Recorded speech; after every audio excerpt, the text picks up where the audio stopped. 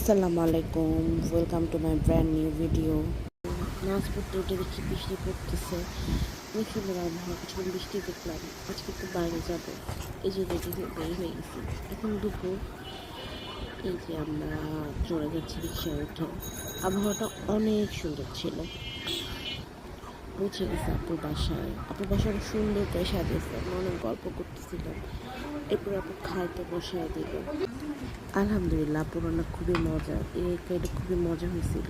এরপরে সাথে সালাদ ছিল, লেবু ছিল, কাবাব ছিল। আমি ফার্স্টে কাবাব আর ডিম কারি দিয়ে শুরু করছি।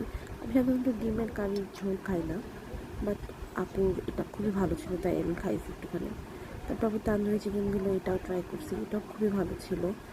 এরপর আপু একটা বিফ রেজালা রান্না করছিল, ওটা ট্রাই করছি। ওটা এত ভালো ছিল, আপুর থেকে আমি রেসিপি নিয়ে আসছি, ইনশাল্লাহ বানাবো কখনো।